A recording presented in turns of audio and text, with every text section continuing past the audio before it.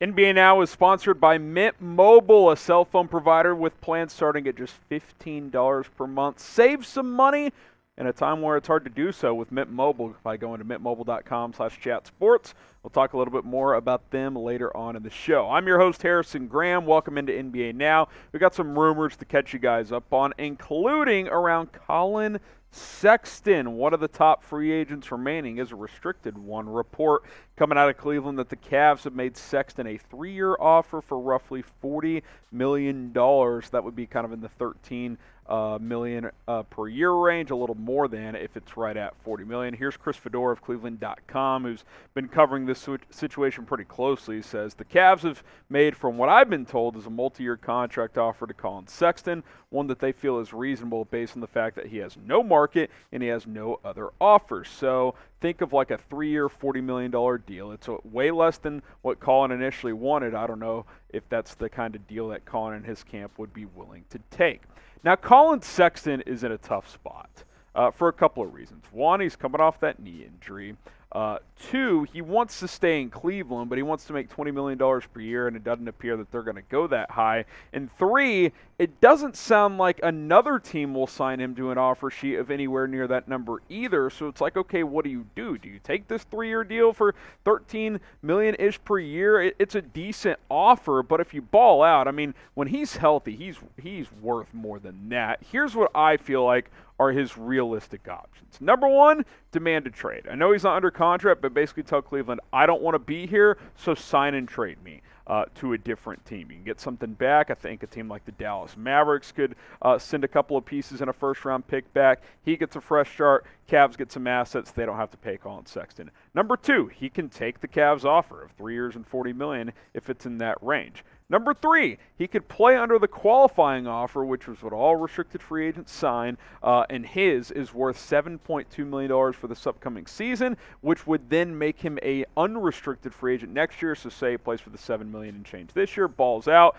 maybe he can get like an Anthony Simons type deal of $25 million per year next year.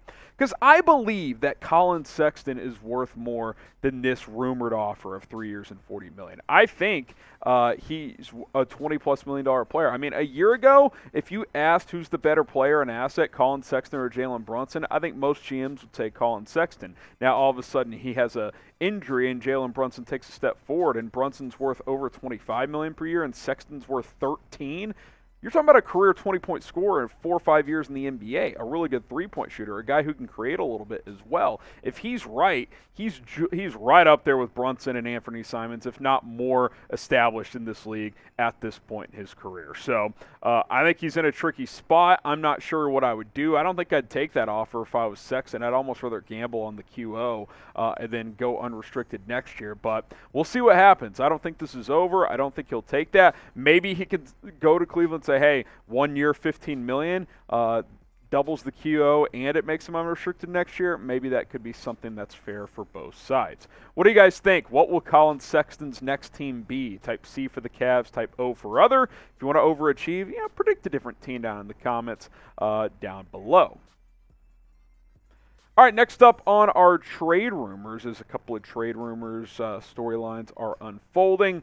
Could the Heat trade Bam Adebayo for Kevin Durant? Reports coming out that the Heat have discussed internally the idea of trading Bam for a star player. In that report, at least, quote, one influential member of the Heat's brass have shot down this idea of including Bam in a trade. Now, they couldn't trade Bam right now anyway for KD. This would be down the road a little bit.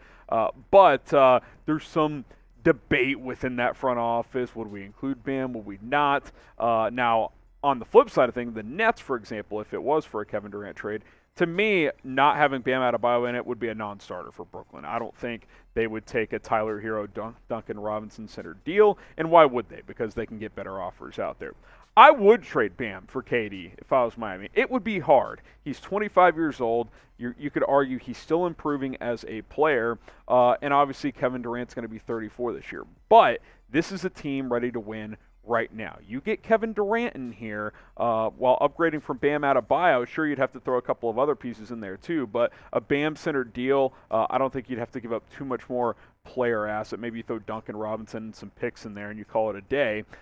Kevin Durant is the top 3 player in the NBA, and Jimmy Butler come playoff time is typically top 5. So you'd have 2 top 5, top 7 players, and that would be fire for this team with some good role players around him. Because again, if Bam Adebayo was included, you would still get to keep some volume of those other role players between, Tyler Hero, maybe Kyle Lowry still on board in this scenario as well. But a Durant-Butler duo, I think, would be pretty damn lethal come playoff time because Butler is a flat-out dog and winner in the postseason, and Durant's got 2 NBA Finals MVPs and a guy who can go off for 50 at any given night.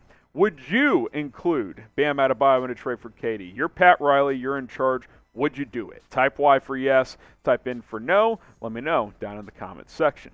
Now, the price for Kevin Durant is very high, but the prices at Mint Mobile are very, very fair. In fact, they're pretty damn cheap. You can get a cell phone plan starting at just $15 per month, an absolute steal with Mint Mobile, which includes unlimited talk and text, high-speed data, free mobile hotspot as well. Inflation is impacting all of us, so if you can find a way to save some money elsewhere, you should do so, especially with your cell phone plan. And you can keep your same phone and phone number. All you got to do is get started with Mint Mobile. They'll send you an eSIM card. It takes about 15 minutes to switch from your current provider to a new one. MintMobile.com/chatsports. Don't change your phone, change your phone plan, and save some money with Mint Mobile.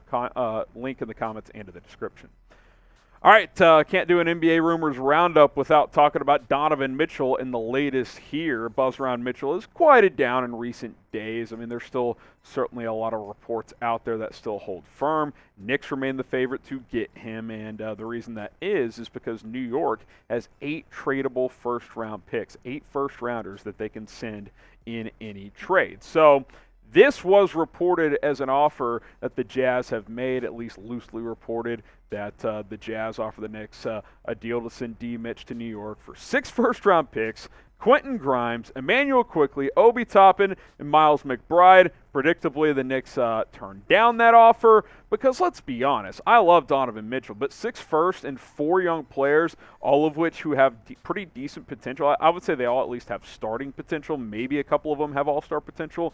That's a lot, man. I mean, you're talking about potentially 10 players there if all 6 of those first-round picks become at least even just a rotation player for Donovan Mitchell. For Kevin Durant, okay. For D. Mitch, I like D. Mitch, but if I'm the Knicks, I'm not budging on that offer. I'd rather go all 8 first-round picks that are tradable and only 1 or 2 of those players. 4 players, you got to have some depth next to D. Mitch and Jalen Brunson and those other guys under contract. Now, on the flip side, the Jazz can be patient here.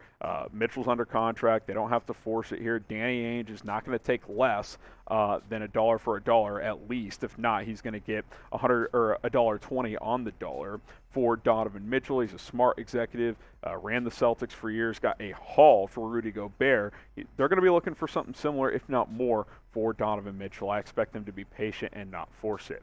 Now, who will be Mitchell's next team? I do think it'll be one of these 2 teams. Type J for the Jazz, he stays. Type K for the Knicks. I still think the Knicks will pull the trigger eventually, but they're going to remain patient, as are the Utah Jazz. Predict it for us, Jazz or the Knicks. Now, subscribe to the channel and turn on that notification bell for the latest NBA news, rumors, trade buzz, a lot of that still going around like we've discussed today, and more updates and storylines around the league. Subscribe, turn on those noties, that way you never miss a video here on Chat Sports.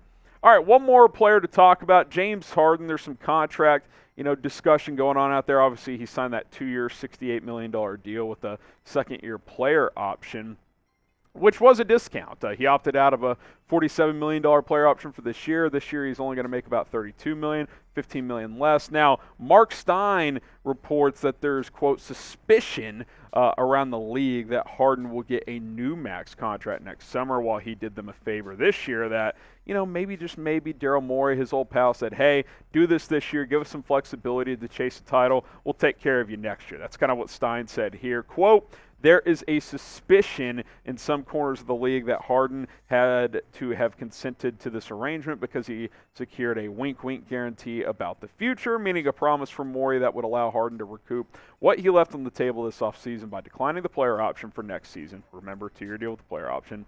In his new deal, and then signing a whopper of a 5-year deal in the summer of 2023 at almost 34. Now, where I'll push back here is, man, Harden would really have to ball out to justify getting a 5-year Supermax next year. I mean, that would be well over $200 million. I mean, are you willing to do that for James Harden?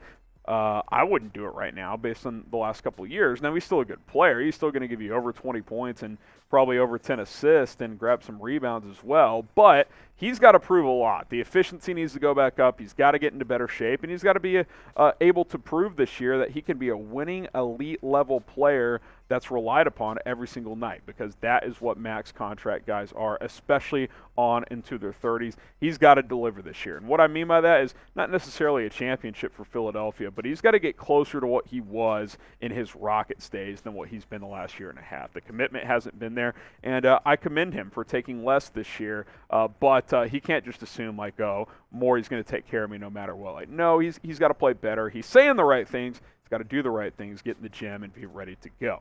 Can James Harden still be an elite player? Type E for elite, type G for good. I think he's at least good still.